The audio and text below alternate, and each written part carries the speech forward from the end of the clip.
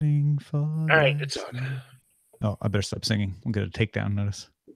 Because I'm so good at singing that they'll think it's the actual recording. It was just that. It was just that good. Did you hear about the British American accent detector that trains an AI, Erin? No, I didn't. We talked about it on the show yesterday. It's myaccent.cambridgeconsultants.com. Interesting. It's fun to try to fool. Yeah. Oh, that's really, I love accents. That should be fun.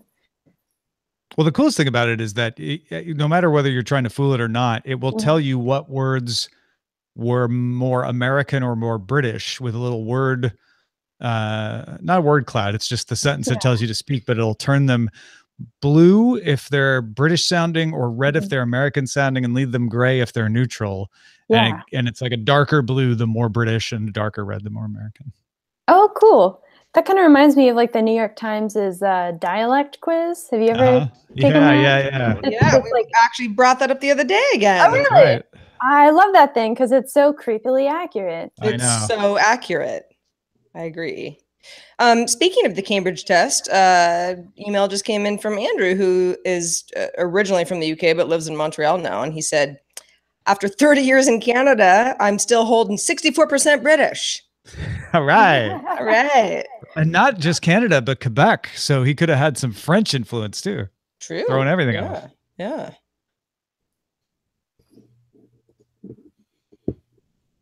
Well, I was able to fool it into calling me 99% British. So I think it's broken. No, it just means you're really, really good at accents. Or I'm secretly British. That's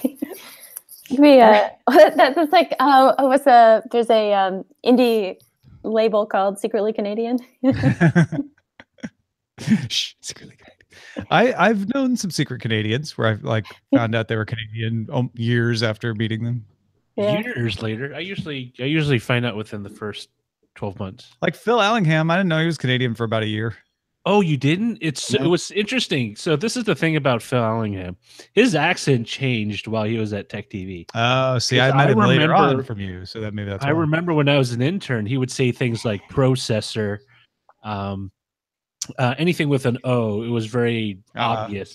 And then by the time we all got rolled out of there, he just sounded like, processors. Well, James Hamilton was from New Zealand, but he didn't sound a bit of it because he had moved when he was 8. So he said when he talked to friends back home, he would slip back into a Kiwi accent, but he was able to just have a regular American accent. Didn't he end up being an electrician? I don't know. Did he? Secret Kiwi. It's my band name. Your Flight of the Conchords cover band? Not even a cover band, just my band. Secret Kiwi. It's my Lord cover band. All right. Well, I'm ready to go if you guys are. I'm ready. Awesome. Okay. I'll try to press record on the right audio hijack window today. So that works. Here we go. Daily Tech News Show is powered by you. Yeah, you. To find out more, head to dailytechnewsshow.com/support. This is the Daily Tech News for Friday, January 11th, 2018. January 12th, 2018. From DTNS headquarters in Los Angeles, I'm Tom Merritt. And from Studio Feline, I'm Sarah Lane. And very happy to have CNET reporter Erin Carson back on the show. How's it going, Erin?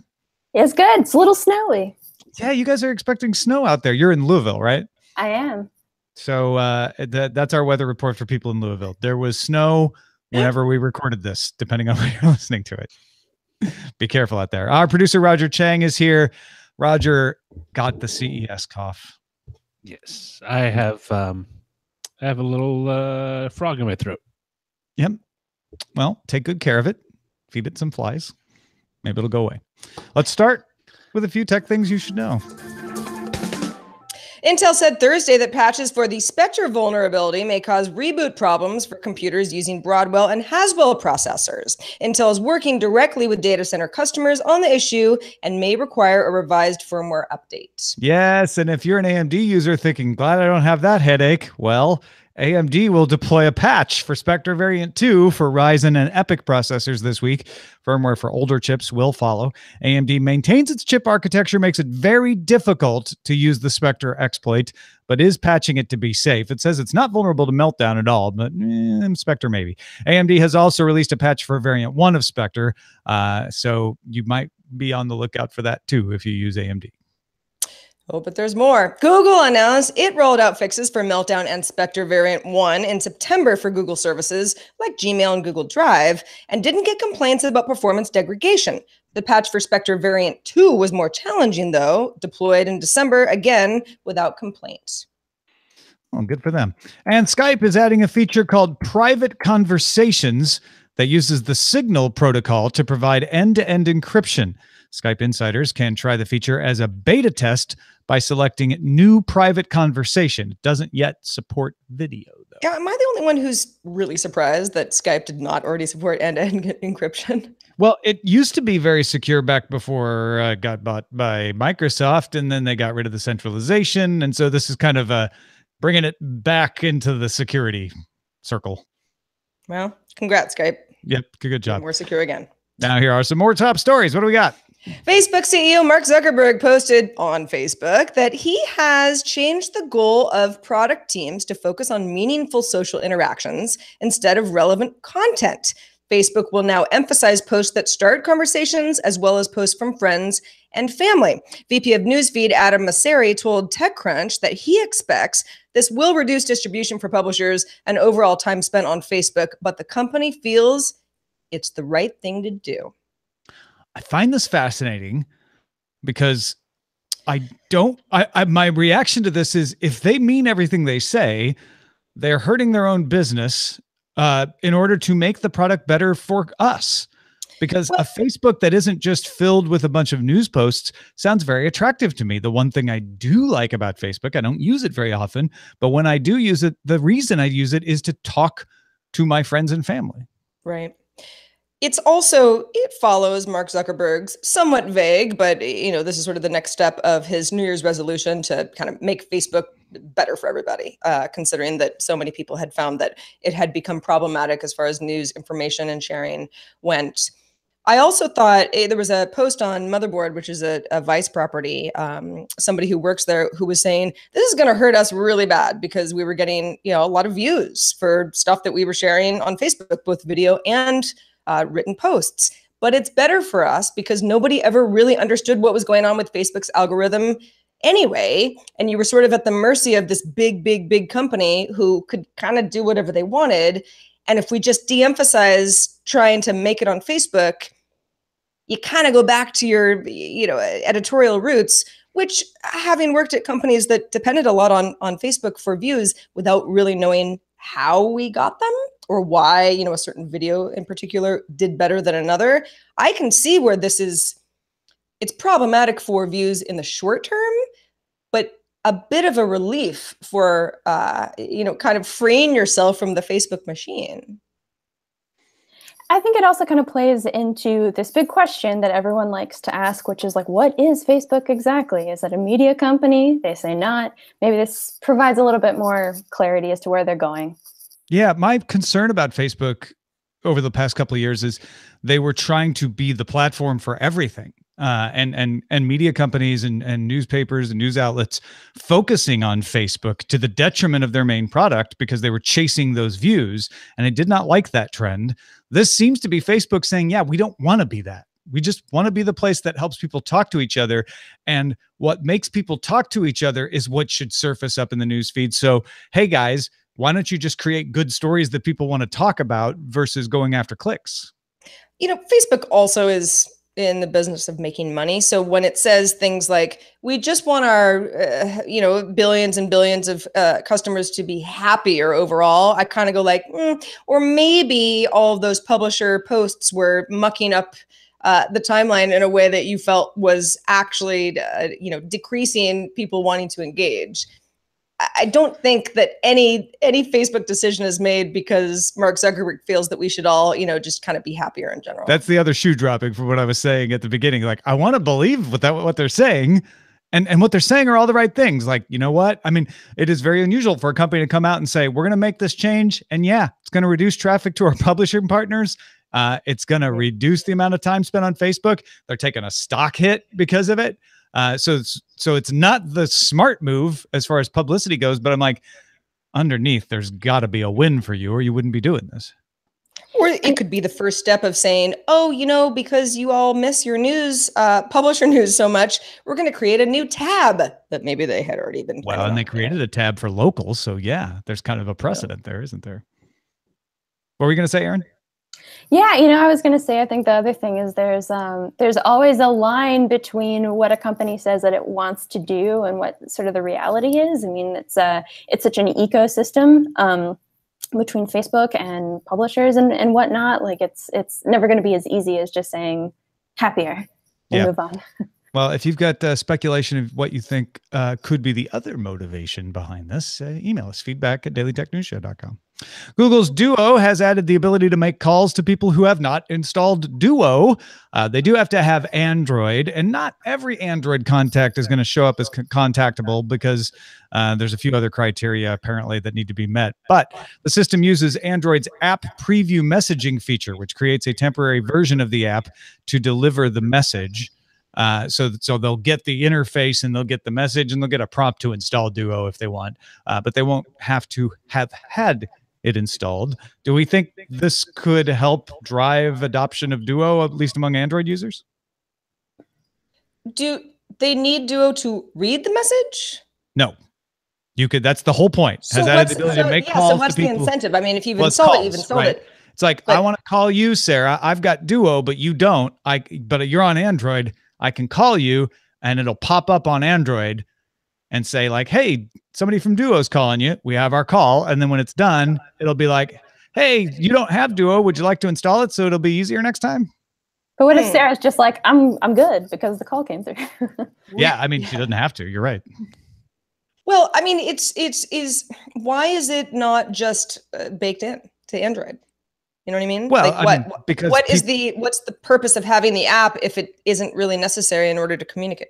Well, because you don't get contact management, you don't get all of the bells and whistles. It's a very limited version of it. You can't make a call yourself unless you install it. You would only receive the call. It only works for me if I have Duo and I want to call somebody who doesn't. It doesn't work for you if you don't have Duo and want to call somebody with Duo. Not selling you? I mean, it's interesting. It seems like some kind of small step towards that broader challenge of how do you get everybody on the same communication tool, because it's always a hurdle. Like, even if there's something out there that you really like and you want to use, you have to pitch all your friends on downloading it too, or, whatever is the case. And that's there's a graveyard of apps out there because of that problem. Do or do not. GM is showing its production-ready fourth-generation cruise autonomous vehicle, which has no brakes, no gas pedals, no steering wheel, but can open and close its doors automatically. Cruise is submitting a petition to the U.S. National Highway and Traffic Safety Administration to deploy up to 2,600 of the vehicles next year in 2019.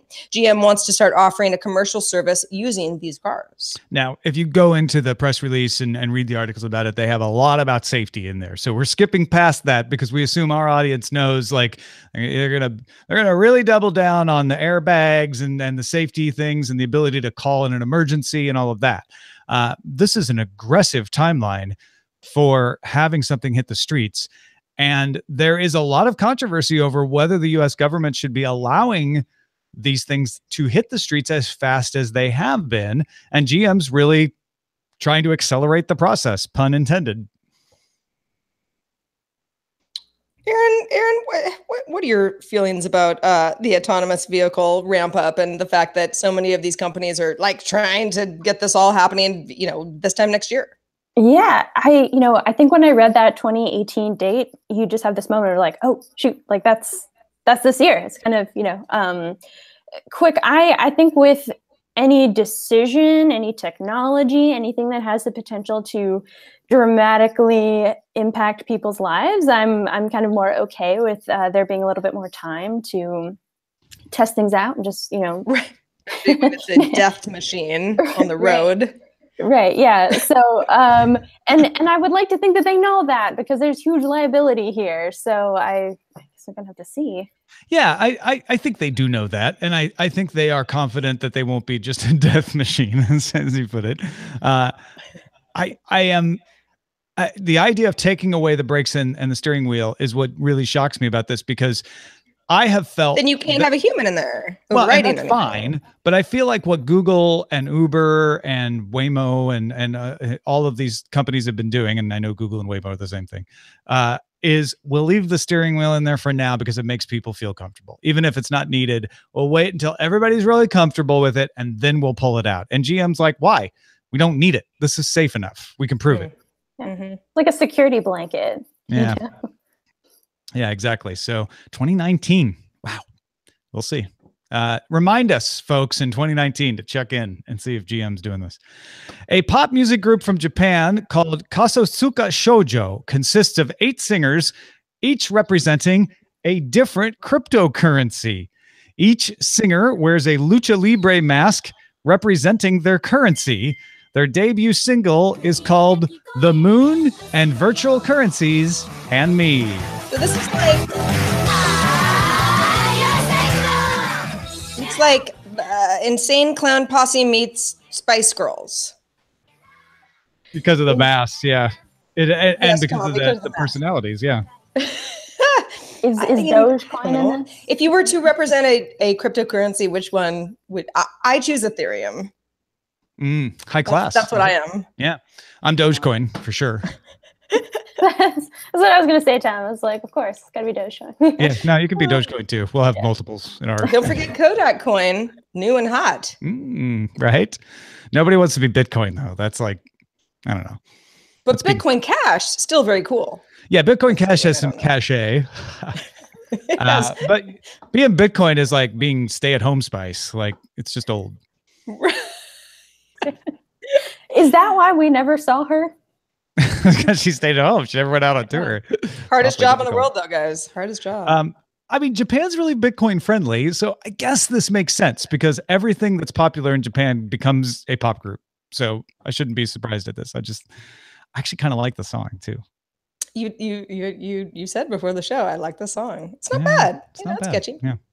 A report from Edison Research and NPR estimates that 30 million people in the US now own a smart speaker, which is up 128% from January of last year. That ends up to being 1 in 6 people, 11% of which own an Amazon Echo, 4% of those own a Google Home, 7% say they got a smart speaker over the holidays, 64% who bought one plan to use it for smart home functions, 66% want it for entertainment, and 30% said, and this is kind of an interesting stat, it's replacing their time spent watching television. 40% of folks polled said that they've started using voice assistants on their phone more since getting the smart speaker. This is this is really interesting because CES was set up, and I think it turned out to be true, as the battle between Amazon and Google Assistant to take over the smart voice assistant space, not just smart speakers. But this bears out that is a good strategy for both, because it sounds like this is what people are getting into. They are buying this. And in fact, Stacey Higginbotham in her IoT newsletter pointed out that the battle for smart homes is now, which voice assistant do you want? People are not picking based on smart things or Zigbee or anything like that. They're saying what works with Amazon or what works with Google Assistant. And that's how they're getting into this. I mean, Erin, you were kind of getting a bird's eye view of CES, covering it from afar. Do you think Google Assistant or Amazon gained an edge over the course of the show?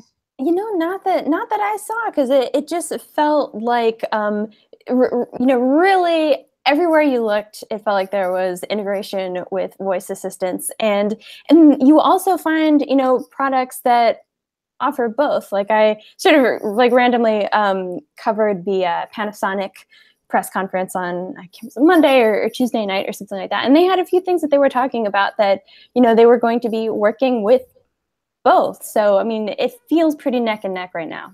Yeah. Go ahead, Sarah. Oh, I was just saying I was going to say in the pre-show, we were kind of talking about like, why would a voice assistant replace television? But if you're used to watching a, let's say, half-hour news broadcast, that in that 30 minutes, you're going to get like traffic and weather and kind of top news and just things that you can ask an AI assistant, it does make sense that you might be less inclined to turn on the news. But at the same time, it's like, if you have access to the internet, all of that stuff could be looked up as well, and has been able to do that for quite some time. So it's really just, it's like this human behavior thing that I think is more interesting. It's not so much that this information wasn't available, to talk to a speaker or whatever, in your room before. But it's like, what is sticking as something that is habit forming? It's the format, right? When I have to go look it up on the internet, I have to do something to get it. Whereas if I'm like, I'll just turn on the TV, and when it shows up, I'll hear it. Or I can just say, tell me the weather, and it tells me. Right. Those are three different scenarios. And the easiest one is just tell me now. I don't have to do anything else. I don't have to go type anything in or find anything. Just tell me. Well, something I was thinking of is I have a little Echo Dot in my room, and I think that the way that I use it in the morning, which is primarily to hear the news that happened overnight, is the same way that maybe 5-10 years ago I would have had a morning show on in the background when I got ready. Yeah, absolutely.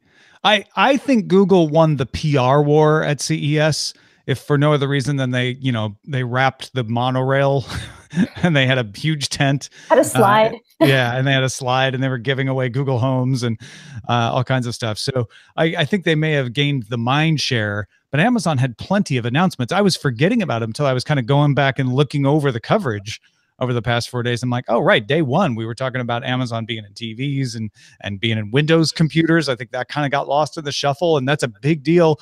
A lot of people are pitching that as like a bad thing for Microsoft, but Microsoft and Amazon are cooperating on this. It's Microsoft wants Cortana to work with Alexa. So yeah, I mean, I think that's a smart move by Microsoft, and that could pay off big for Amazon. We'll see if the momentum that Google picked up during CES will continue. If we say folks, her name backwards, are we okay? Excella? Excella, maybe. Yeah. Somebody sent me a note that there's a if you change the kilohertz of your audio file, apparently it doesn't set it off, and that's how Amazon's able to have their commercials not set it off anymore. But I'm like, I don't know if I want to like go edit the kilohertz. Right. It's a lot to go through. Yeah. Hey, folks, if you want to get all the tech headlines each day in about 5 minutes, be sure to subscribe to Daily Tech Headlines. You can get it as an Amazon Echo flash briefing, or on the Google Home, or in the Anchor app, so you can say something to Siri about it, maybe.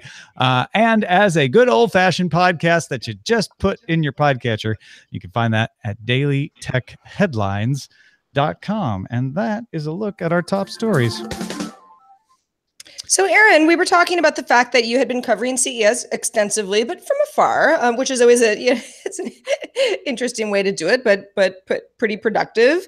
And we decided to, on the conversation of AI, get a little bit deeper into the idea of why companies make certain basically smart speakers to be robots that are cute and have eyes and are sort of skeuomorphic, I guess, for lack of a better word, or remind us of humans somehow.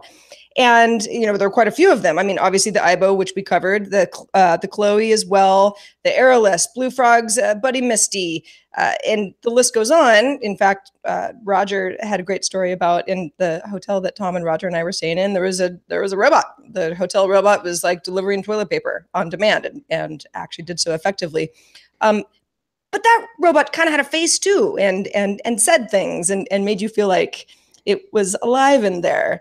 So I guess the question to kick us off, Erin, is how effective do you think these are? Are they gimmicks? Is it, is it for children? What is the psychological component of having a robot that somehow makes you warm and fuzzy? Sure. So this starts with babies, So for humans, obviously, we are, one of the creatures that kind of take like the longest to mature, right? Where it's a very long time until we're like completely functional. And there have been a lot of, studies and research and whatnot that talk about why our babies are cute. Big eyes, big foreheads, cheeks, like round, squishy, you know? And part of that is just to inspire this instinct to want to protect it and want to, you know, take care of it and whatnot. And so I think that, you know, for a lot of these companies, they're very aware of the fact that if they're trying to create a product that could potentially live with you and be non-intimidating and not, you know, inspire distrust, anything like that, they kind of have to go a similar route and create something that connects with us on like a human psychological level. So in other words, make them cute so we won't be afraid of them taking over and killing us all. Basically. Yeah. I mean, it's kind of all, it's about acceptance, you know? Yeah.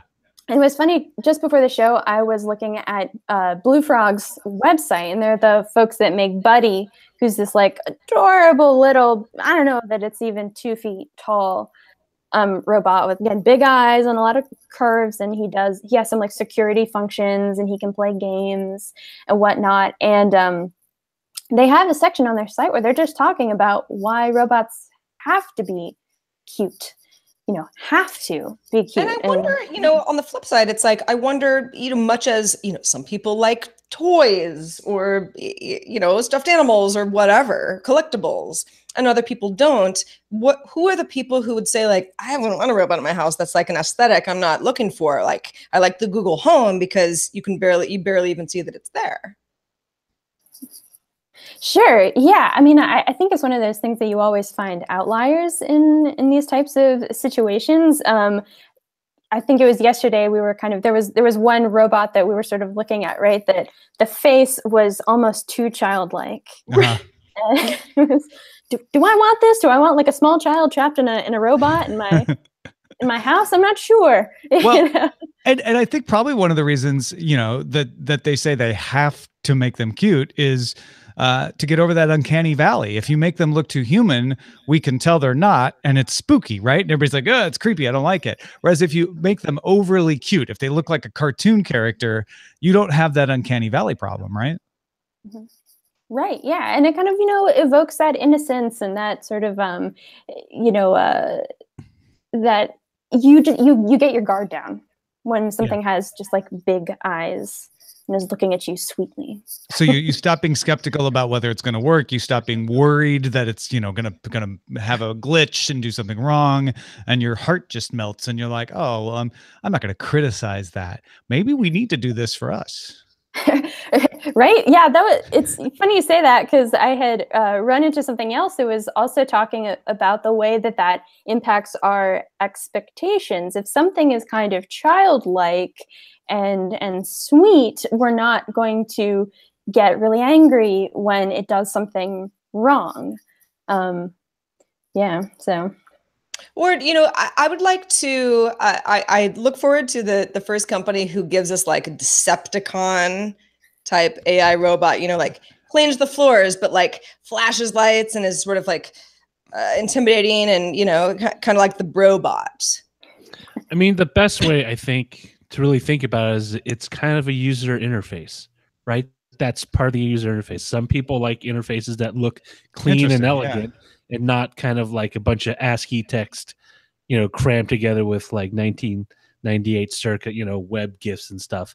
And so it's that they're, by making it manageable, I think people would be able to... You make it welcoming. You want your user interface to be welcoming. Yeah. And you won't be yelling at it, so it might understand you better. So instead of screaming at the robot to get you like an apple or something from the fridge, it's like, oh, can you get me an apple? Like the way you would with a small child, it's like the phenomenon of people saying thanks to Amazon Echoes or Google Homes. I mean, I find myself doing that. Oh yeah, I was going to bring that up because I was talking about this with my parents a couple weeks ago because they got an Echo Dot too, and we were like, it's just so weird. At first, you ask for the weather, it tells you, and you want to be like, thank you. That's you're not listening. Yeah. They need to work something in that gives you bonus points for doing that. Well, thanks to all those who participate in our subreddit. Don't be mad at me. I'm a cute little Tom doll. Submit stories and vote on them at dailytechnewsshow.reddit.com and facebook.com/groups/dailytechnewsshow. When you blink, check you're on so the much more mailbag, Sarah. lifelike, Tom.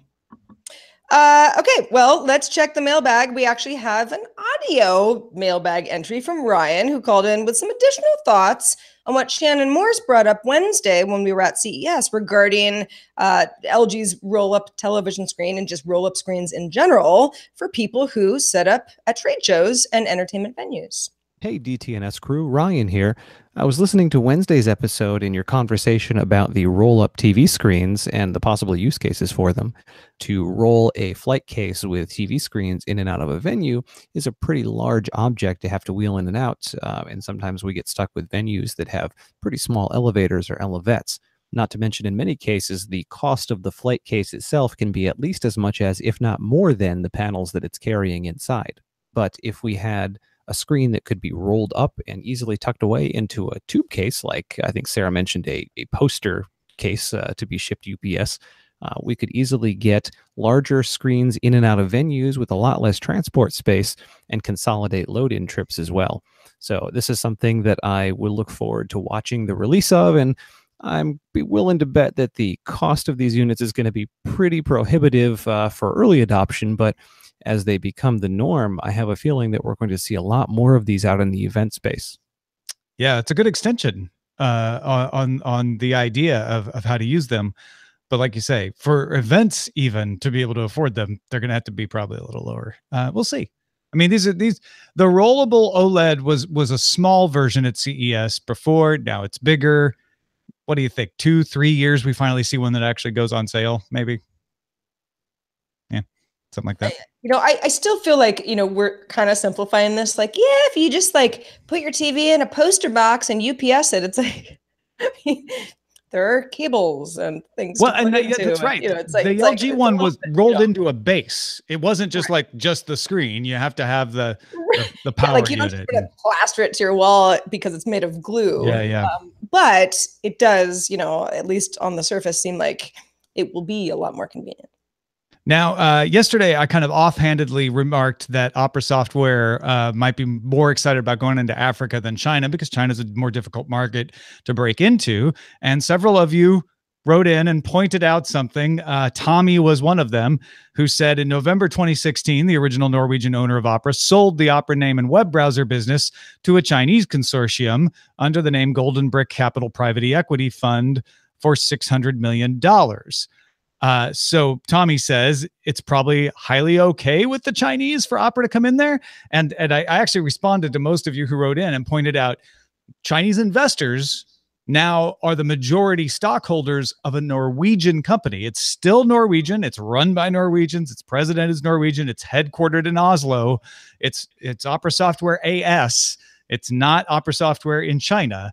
So even though it's got Chinese investors, it still has to operate as a foreign company. And when you go into China, it can become difficult because you have to have data storage from a Chinese company that stores it locally. And you have to agree to the Chinese rules about how the Chinese firewall works, which Opera AS, even though they have Chinese investors on them, is made up of Norwegians who are probably not comfortable with that. So yes, it was an offhand comment and I didn't go into all of that, but it's a good point that they're owned by a Chinese investment organization, but that doesn't mean that, I mean, yeah, maybe it helps grease some wheels here and there, but that doesn't immediately say, oh, free pass into China for you.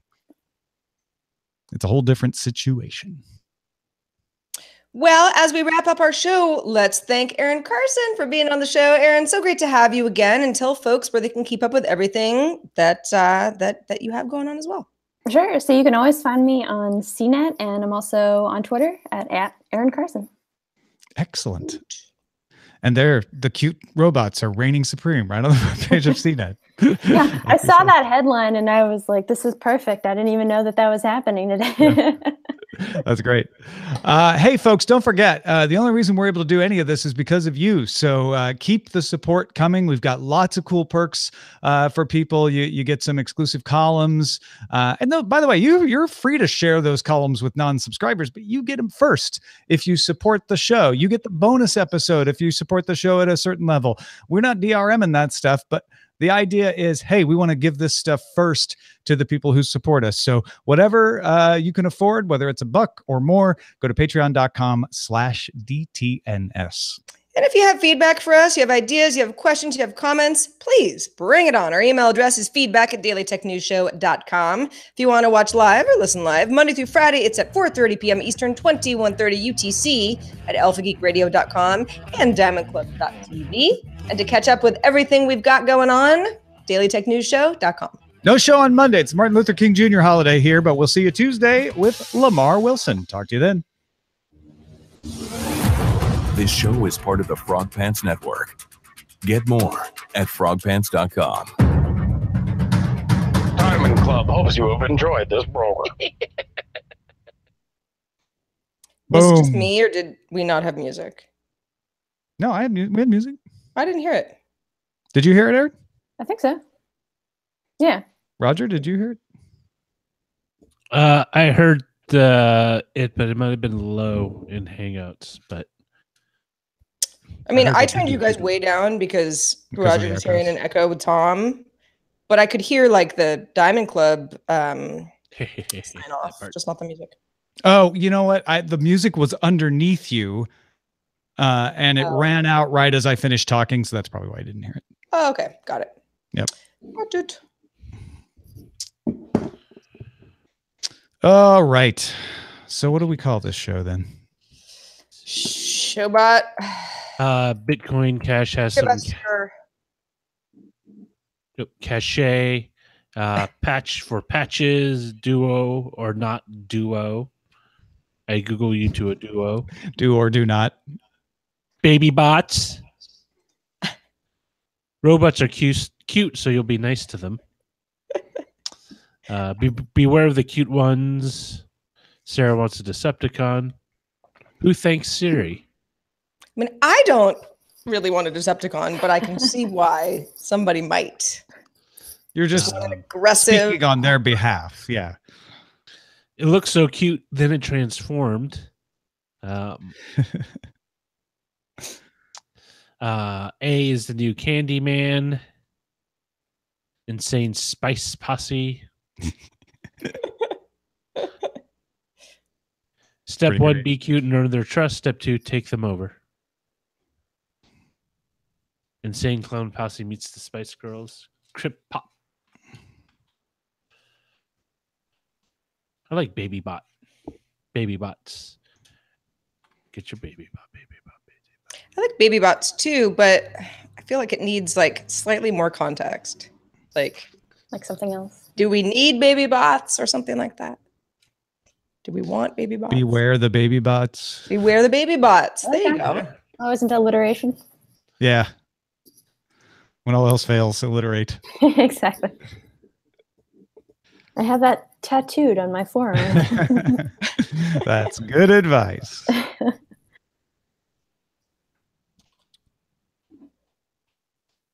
I have a new editor for the book, the novel I'm working on. And it's one of those crazy things where my old editor was like 2 dashes for all hyphens, 2 dashes. And I got them. All right, fine. And this one's like, no, it's the M dash. And so like I'm going through the track changes and I'm like, all the dashes are changed back. I'm like, if I'd have known, I would have done it different.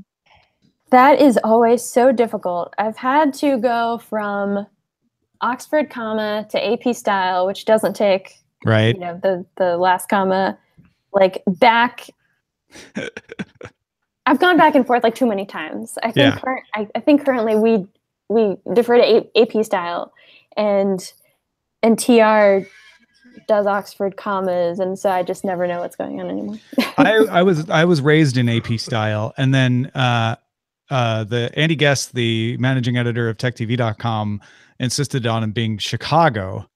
Oh, and I was just like, and so then I had to like get used to that. Then we switched back to AP, or we switched to AP. I think it was AP at CNET when I was there, but they might have switched too. Yeah, I think we're mostly. I think like maybe every once in I mean, everybody has like the 4 things that they do that's like house style or something, but it's just so hard to go back and forth. So I think in school, in elementary school, I think I had learned Oxford commas, and my dad was very like anti, was also a journalism major back in the day. So it's just one of these days I'm just gonna pick one and never go back. Totally. Well, that was interesting. Oh, there it is. Okay, good.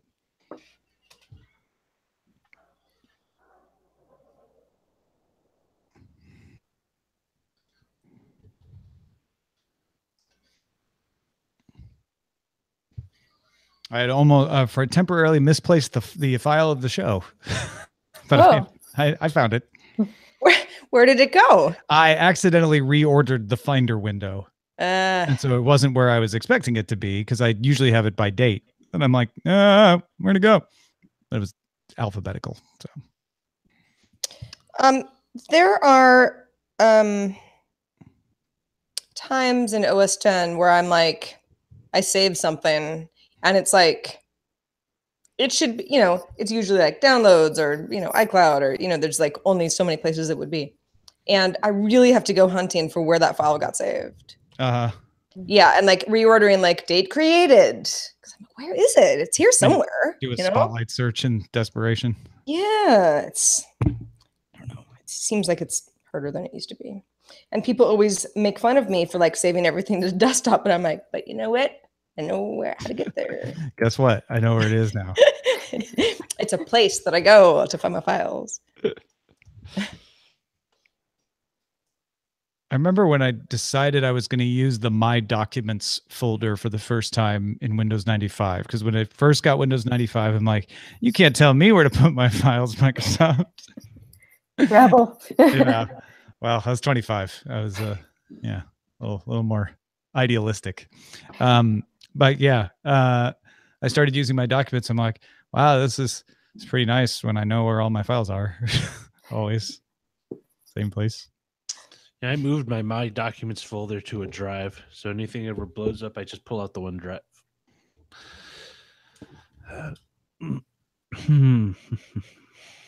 You back it up too, though, right? Yes. I should back up. I haven't backed up since Thanksgiving.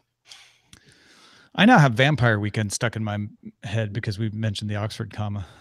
Yes. Because, do they have a song called Oxford comma or something? Yeah. Believe it or not. Vampire Weekend. Because they had the very popular album that they had like 10 years ago. One of the songs like starts with the letter A.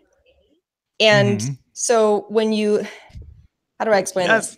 It's like when you plug in your iPhone to your car or whatever, and it goes like, oh, we don't know what you want, but just like we'll just play something in iTunes like alphabetically. It always started with that song to the point where I had to like get rid of Vampire Weekend from all of my things. Bingo. I mean, A-Punk. Yeah. Right. Yeah. Right. No, I've had the same thing where like I plug my phone into a rental car or something, and it's all of a sudden it's always playing A-Punk.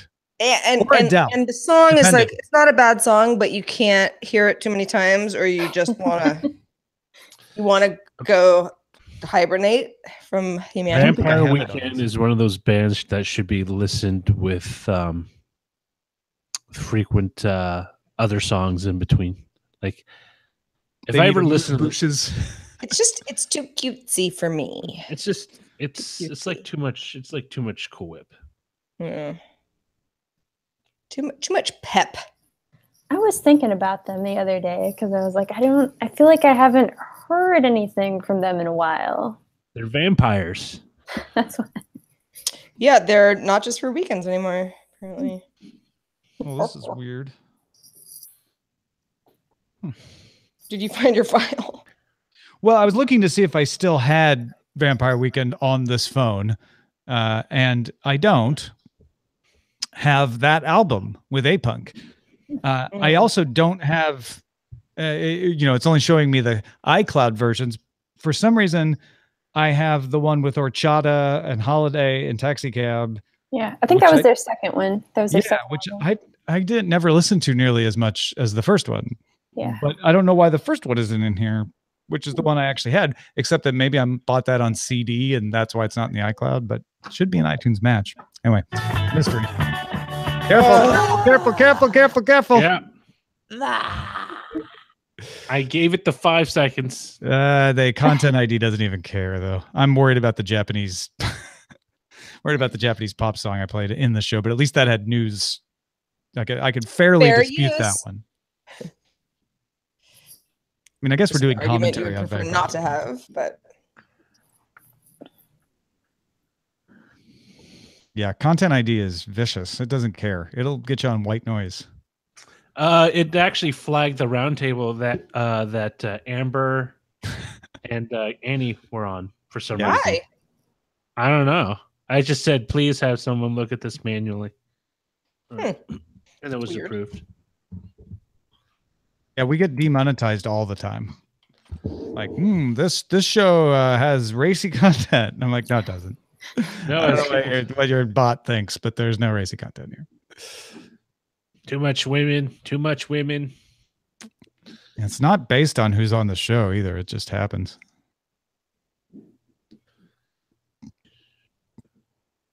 Actually, we should try that. We should do a little control. Have nothing but guys. And well, I think we don't have to do it. I think we've probably got examples.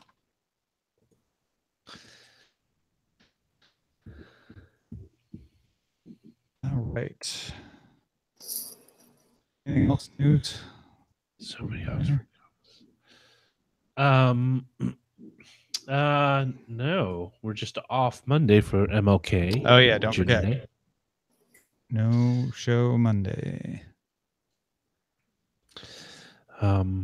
Yeah.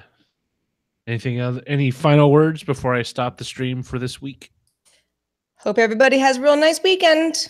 Yay! Yeah, Hey. even if you're not getting Martin Luther King off, or you're not in the United States, take some time off Monday on us. Just tell your boss, DTNS told me to. Exactly. Have them call us if they've got we'll explain. if they've got beef. We'll write a note. Exactly. Yeah. I You said that I could go home. Really?